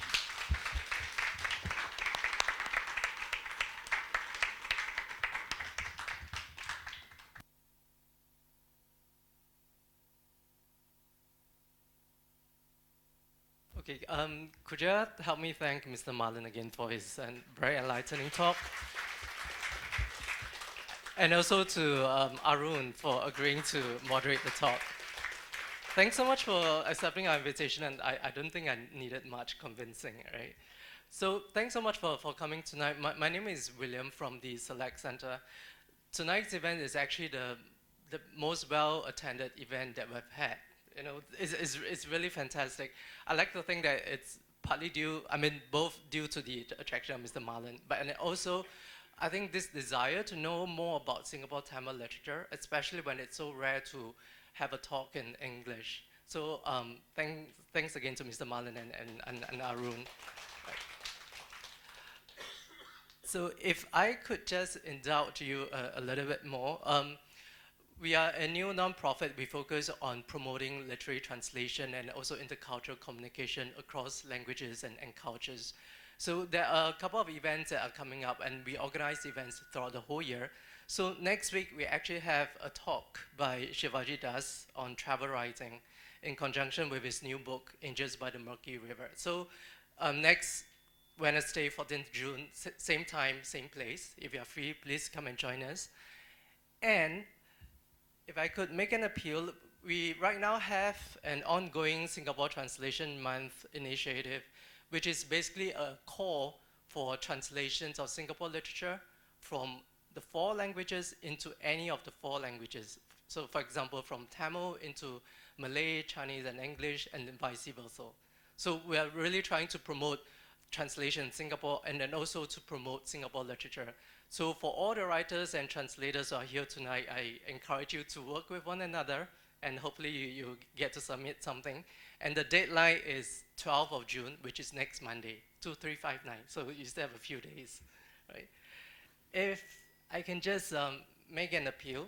The Select Center is a new nonprofit and a registered charity. So we rely a lot on contributions and donations from our audiences like yourself to support us so that we can continue to run our programs. So if you like our programs, if you like the talk tonight, if I can make an appeal to you to support us. So there are 3 ways you can support us. One is giving a donation on the website, giving.sg/the Select Center. So you can go to the website and look for the Select Center. And 2 other ways. One, we have a donation box outside, so feel free to put something in the box. And also we have a selection of books outside, a selection of Tamil literature, as well as translations of Singapore literature. So please buy a book, support us, and support Singapore writers and Singapore literature. So thanks so much again for coming. And please keep in touch with us. You can like us on our Facebook, or you could sign up for our mailing list. We have the sheet outside. So thanks so much for coming, and we hope to see you again. Thank you. Good night. Okay. But it was the other languages who didn't want their names to be revealed, because I think this is what has happened. And there's a lot of literary criticism at university level of writing in English, but it's never generally published and known outside academic circles.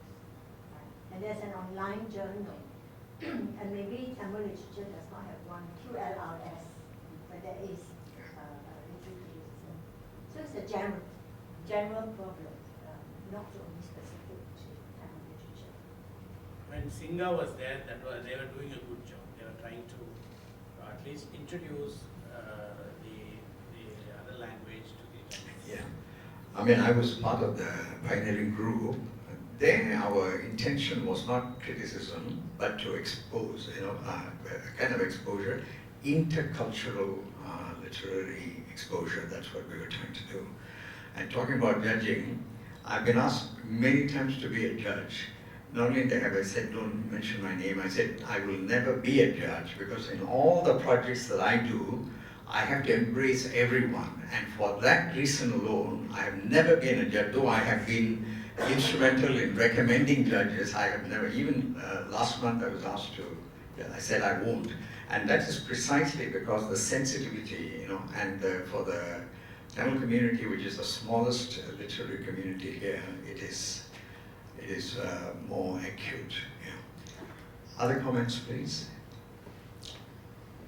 Yes. Sorry. Regarding the Kudari Palliya novel, as Alice told, girlfriend. She's not a girlfriend, she's a wife. There are 7 poems about the blessing God. Then they go to Guru, then they get blessing. Then they prepare food for, while they are coming the vessel, they get a food. They prepare food for, in Tamil they told kattu soru. They are prepared for that.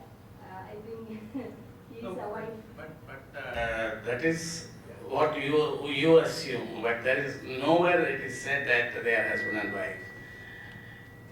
They seems to be lovers. Yeah. No. I don't want to use the term girlfriend because that may sound derogatory in the Singapore level. But I think I don't think they're nowhere that is mentioned there. Yeah, because in the time where the Vengasamy, he wrote that 1863. So that time I thought that no girlfriend. Yeah. Okay, if you don't have any comment, I just want to add a couple of footnotes to, especially since there are non-Tamils here. In the Chinese literary circles, the earliest influences, one of the most important influences of the main folk movement and its impact on Singapore literature. In the case of the Malay literary life here, Asas 50 had a tremendous impact. These were all very seminal as well as highly, they were path-breaking. In the case of Tamil, it will be interesting for you to know that he touched on it earlier on. Those who came from India, they were very deeply influenced by the reformist movement in India. This is some would say anti-Brahminism, some would say reformist ideas, certainly about the liberation of women and so on and so forth. So those authors who imbibe these Indian or Tamil values, you can see that very strongly reflected up to a point almost that is didactic, or it was written just to change the world, change the Tamil society. Whereas today, you will find a lot of young writers, including Lata and Sidhu, trying to change the community. They are not preachers. They are really sharing what we generally know in other literature as the interior landscape, you see. So that's a very important thing. Each language group, the Mandarin, Malay, and Tamil streams had external influences at one time, except the Malay one is indigenous, And the Asas 50 is actually at that time, Singapore was a center of Malay intellectualism, even for Indonesia, Malaya, and so on and so forth. Whereas for the Chinese and the Tamils, the external influence was very, very strong for a long time. But now, just like in the Chinese case, we have new poetry or new literature, and that is also happening in the Tamil world, Not just in terms of new verse, but actually new literature is coming.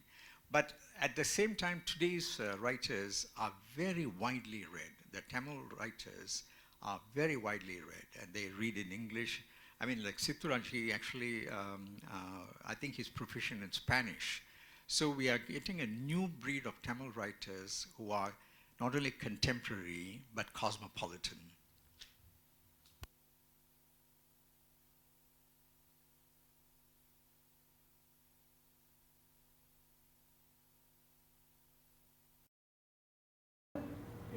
You presented a very interesting historical narrative. It would be interesting to find out if there were historical factors or socio-political factors that influence the changes in themes and methods that authors use over time. And my second question, I hope is not too ponderous. Perhaps I would urge both Mr. Madan and Mr. Arun to postulate about how the Tamil literary scene in the next 50 years will look like. Both. Talking about the socio-political impacts on writing, as he was saying, the earlier writings, they were the offsprings of the reformist movement that was happening here. And they were trying to build an identity as Tamils. And you can find the very interesting thing is Mr. Sarangabani, though he is hailed as the leader of the Tamil community, at one point of time he has written for the need for a national literature. He talks about Malaya because at the time Singapore was also Malaya. It has not become independent. So at the time he writes a need for a national literature, and he goes on to the extent of saying it may be written even in Malay or in Chinese or even in Tamil. So he has sensed it at the time. But he had his reformist movement was building an identity as Tamils, because that was needed at the time. The Tamil community was divided on the caste lines. So he thought it would be ideal to people to transcend the caste lines and come together with one single identity, so that the rest of the races will treat them respectfully. This idea is reflected in literature, particularly at the time. Many were opted to write poems rather than short stories. Probably publishing constraint may be one of the reasons for them to opt for poems. And many of them have reflected it. And if you ask me whether that the reformist movement succeeded in its objectives, I will say sorry, it has not. Because if you make a count in terms of numbers, a lot of poems were written on God and the devotional thing, in continuation to the legacy of the scholars that we saw in the early thing. And still fire walking is there, and still the Thaipusam Kavadis are going. So it made an impact at one point of time, and it lost its steam over the period of time. That changed the writing in the content of the literature too, to a great extent. As I was saying, the products of 60s, that is Govindaswamy and Ilangannan, they were writing about the social issues. They were not writing about the Tamil identity. Though Ilangannan loves to, he is a lover of Tamil, and all his characters are named without a Sanskrit name. Most of the Tamil names are Sanskritized names, but he was giving them the names in Tamil, the so-called chaste Tamil or the Tani Tamil, whatever it is. And in spite of that, he was not insisting on the Tamil identity. He was writing about the interracial relationships.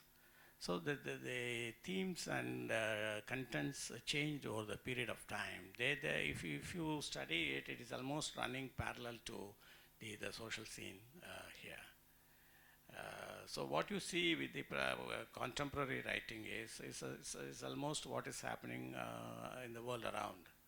It's not just specific or peculiar to Singapore. The most of the writing around the world in any language, globalization has made an impact on that. So the human beings are considered as a product in globalization, and though the agonies are reflected in the literature too.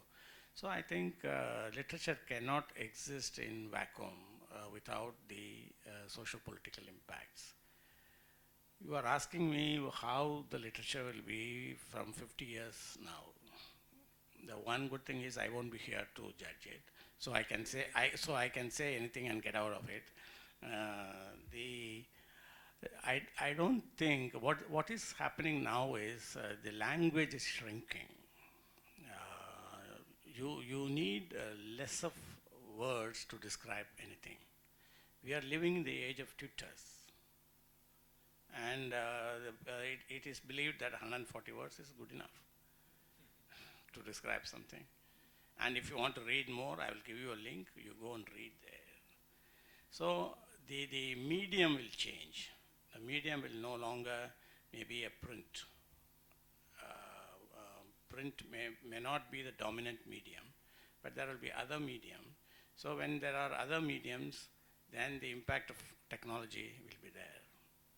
And if you study the relationship between the language and the technology, one influences the other. The technology always wants the language to become smaller to handle. And the man sitting next to you is an IT expert. You ask him, he will say in Tamil there are only 30 letters and not 247 as we taught in the class. It is 12 plus 18 that can give you 247 letters. So they are trying to shrink it, and that will continue to happen, I suppose.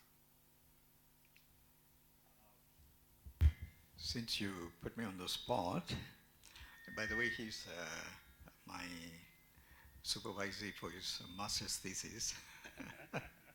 So there is a purpose in him asking. But I don't want to give, since I'm not a creative writer, I mean, I don't have a smidgen of creative genes in me. I am both an incurable optimist and an ultra-realist. I really wish that Tamil will keep up with the times, whatever that might be. We will keep up with the times, and there is an opportunity in this country that is very rarely given almost anywhere else in the world. So I feel that if we want to retain our Tamil identity, if we want to become Singaporeans without any hyphenation, that is perfectly all right, and I am all for it. But if you want to keep your hyphenated identity, then the communities must work at it. Even the Chinese community is going through a lot of anxiety about that. So you can imagine how much more difficult it will be for Tamil to maintain its literary aspirations. So it's going to be extremely difficult. But I do believe it is possible, and it is highly doable if we can focus our limited energies in the right areas and take the right directions. That's what I believe in. Now, in the event it doesn't happen, I have also been working for the last few years in recording, in documenting all the things that this little community has done here. So 100 years from now, if there is no Tamil language here, at least we will know what it was 100 years earlier. So that's what I'm doing. And I think I have to end there. William has already given me the signal. You know, the thing about Marlon, he's been here for just about 4 months. When he gave the first talk in Tamil, practically everyone was so impressed that he has almost mastered the entire collection of our writing, which is really quite remarkable. And he has a phenomenal memory as well, because I looked at his notes, and some of the dates he was just reeling off, from his top of his head. So I'm truly impressed, because I've been through this sort of things many times before. We have a lot of fly-by-night paraserias or professors, as we call them in English. They come and then they pontificate with very little substance and even less understanding of the situation here. Marlon has actually done a really good job in the last 2 talks that I've sat through. And it's quite remarkable. And the reason why we invited him is to give the outsider's point of view, outsider looking in. And I feel that Marlon has done a remarkably good job, and I hope you will join me in showing our deep appreciation for what he has done. Thank you.